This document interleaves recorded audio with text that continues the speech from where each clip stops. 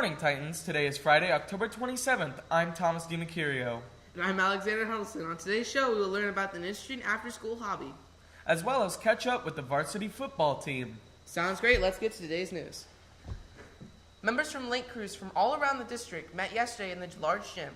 Reporters Vincent Parker, Julian Martinez, and Kaylee Kinross talked with Link crew advisor Allison Carter at yesterday's event.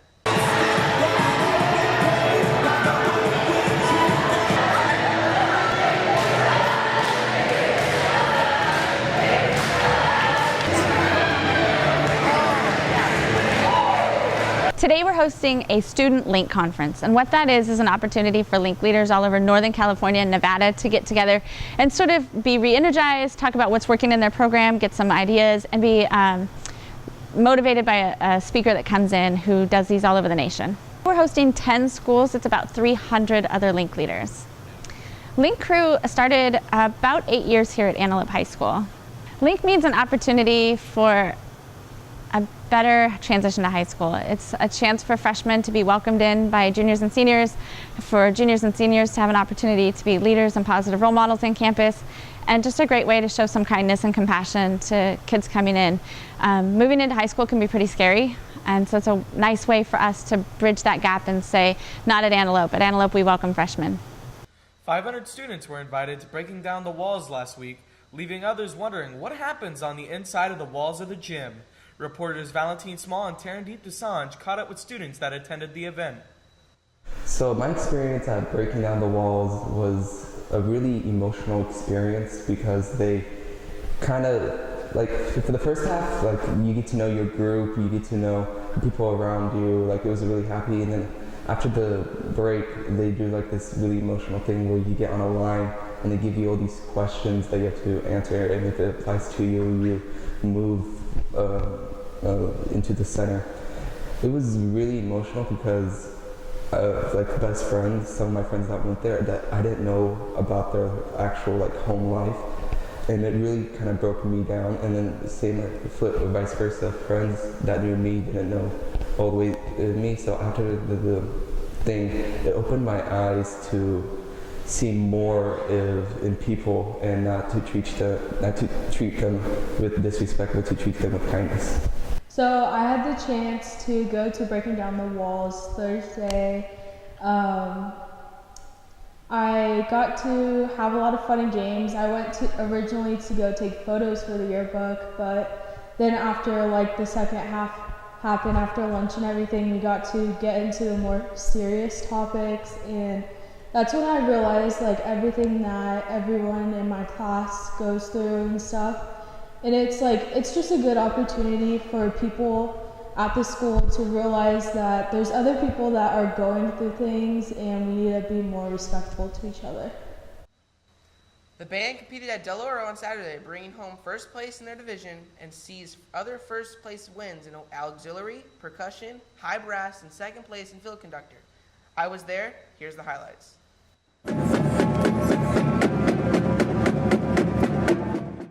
Last Saturday, the band went to Del Oro High School for a tournament. They placed first in their division, brass and guard.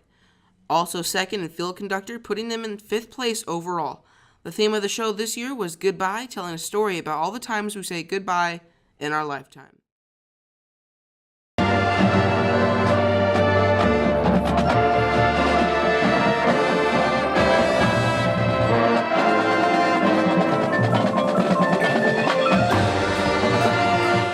The show was very well performed.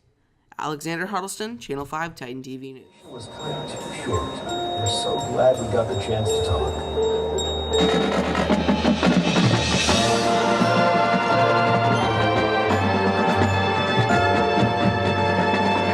After school, students do a multitude of things. Sophomores Olivia Smith and Angela Howe work with and ride horses. Reporters Alexander Huddleston and Logan Strahl spoke with them about their after-school interests.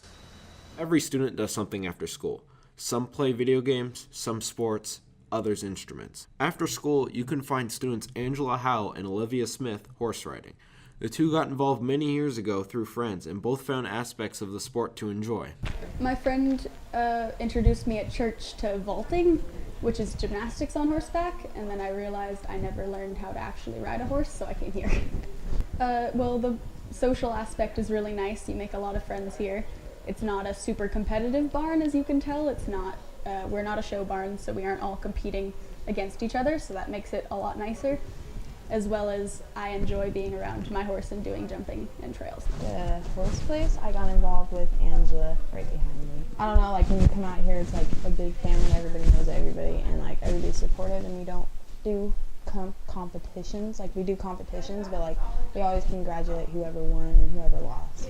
A lot of time must be allocated after school at the barn to practice with their horses. I help with lesson programs. I just help out the kids or adults, anyone from ages 2 to 68, I think was my oldest, and help them learn how to do riding stuff like that. As well as I lease a horse here, and his name's Chance, and I've leased him for 2+ years, going on 3. I'm usually out here after school Monday till like 5 or 6 at night to do my lesson, and then sometimes I'll come out Mondays or sometimes out after school, and then I come out all day Saturday till 6 at night from 8, 9 in the morning. Ashley Duke, their instructor, has been working closely with them for many years. Olivia and Angela are 2 of my more advanced students that I teach English. Olivia started jumping and does barrel racing, and Angela does high-level jumping. Logan Strahl and Alexander Huddleston, Channel 5, Titan TV News. Hey seniors, you and your parents should have received your senior ad packets a few weeks ago. If you did not get a form, please stop by S206 to pick one up. Deadline to submit a senior yearbook ad is November 3rd. For many years, there have been many rumors regarding the next upcoming class of freshmen having to take 4 years of PE to graduate. Reporters Andrew Deerdorf and Haley Ellis talked to the principal, John Becker, to finally put the rumors to an end. Apparently there's a rumor that the state or the district's going to require 4 years of PE for graduation. I'm here to say that that is truly a rumor, one that I haven't even heard of, but it is not. It is still just 2 years. And as a former PE teacher, it's always been 2 years. As long as I was a student, it was only 2 years.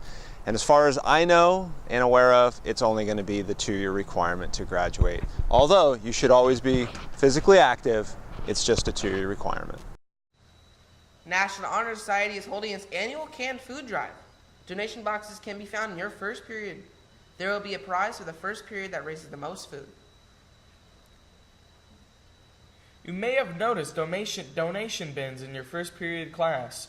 UNICEF is holding a fundraiser to raise money for humanitarian aid in developing nations. The first period class that donates the most money by November 10th will win a prize. 2 weeks ago, the Titans faced off against Consumma Oaks in Wolfpack Stadium, winning 17-12. I was there and got the highlights.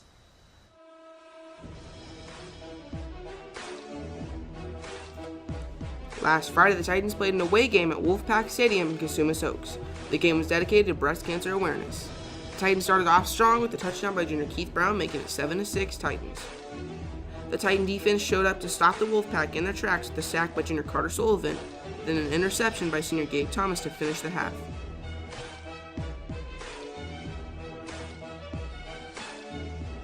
After halftime, the Titans took the ball and punched it in with junior Mahari Roberts, making it 17-6 Titans. Later in the third quarter, the Wolfpack airmailed the ball way downfield with senior Khalef Halassi making a very acrobatic catch. However, senior Steven Britter was there and punched the ball loose, junior Alejandro Torres picking it up and running it back a couple of yards. The Wolfpack took the ball again and started driving down the field, but the Titan defense sacked the quarterback 3 times, with first a gang tackle, then a sack by senior David Mastovey, and finally one more with junior Luke Paulson, not allowing the Wolfpack to score and finish the game, taking another win 17-14. The running game was strong with 246 yards and both Titan touchdowns. The Titans sustained their undefeated record of 7-0, also asserting the California State rank of 100 overall. Until next time, this is Alexander Huddleston of Channel 5 Titan TV News. Last Friday, the varsity Titans traveled to Fair Oaks, losing its first game of the season, 33-10. Reporter Alexander Huddleston was there and got the highlights. Last Friday, the Titans took on the undefeated Cougars of Del Campo in a fight to remain undefeated. The Titans had a rough time trying to hang on to the Cougars as Del Campo took a tremendous lead and won the game with a score of 33-10. The Cougar defense was too much to handle, getting 6 sacks and holding the Titan offense to 197 total offensive yards. I caught up with Coach Matt Ray on Tuesday for a recap on the game. Yeah, I mean, it was a good game. You know, those people that were there, saw two good teams going at each other. I mean, it was 19-10 with 8 minutes left in the fourth quarter. That's really a 2-score game, but a fairly close game for 3.5 quarters. They were able to kind of pull away there at the end. We had our chances. We had our opportunities, and when you're playing a good team like that, you're only going to get so many opportunities to either score or make big plays, and those are things that our young team has to be able to learn from. That when you get your opportunities, you have to make them. Alexander Huddleston, Channel 5 Titan TV News. Well, that's all for this week. Remember to pink yourself out for the game tonight. Have a great Friday, Titans. And an even better weekend.